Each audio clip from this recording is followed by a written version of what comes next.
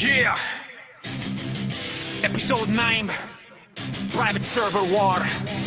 Kapag narinig mo ang 6 bomb, alam mo na ang mangyayari.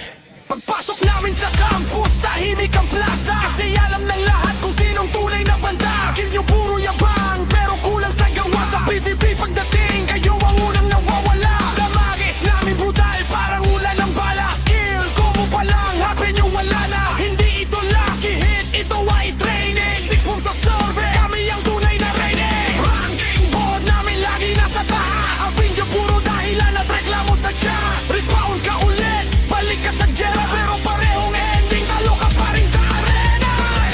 Sumasabog bawat laban, kalaban nagtatakbuhan. Pangalan namin alaman, sa episode na kami ang nagtitignan ng batas. Kildi nyo puro flex pero walang resulta. Sa Warzone nagiging NPC lang sa mapa. Habang kami squad full galaw parang army. Pag raid na ang usapan, kami ang laging priority. Critical damage parang thunder strike. Isang combo lang tapos na ang fight. Sa bawat respawn nyo, pareho lang ang scene. Di nyo nasa floor, 6 mo pa rin ang king. Kung may crown sa server, amin ang trono. Hindi kami nagpapanggap, kami ang totoo. Private server, mano kahit saan dalhin. Kapag 6 mo po ang pinapos ang laban din. Hindi ito diss, hindi kayo tinamaan. Pero kung nagagalit ka, baka ikaw ang tinutukoy namin. Sa bawat ride at bawat laban, pangalan ng guild namin ang lagi mong naririnig sa hangin.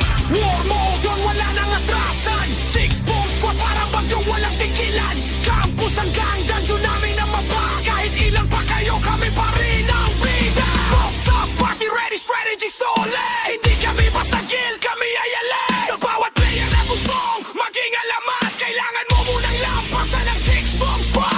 6 bomb, buong server na papalingon. 6 bomb, kalaban tuluyang napapaurong. 6 bomb, pangalan na hindi malilimutan. Sa Red Battlefield kami ang huling nakadayon sa laban. Respawn, nananagan. Respawn. Try again, pero alam mo na ang ending. Kapag 6 bomb ang kalaban mo, game over na agad!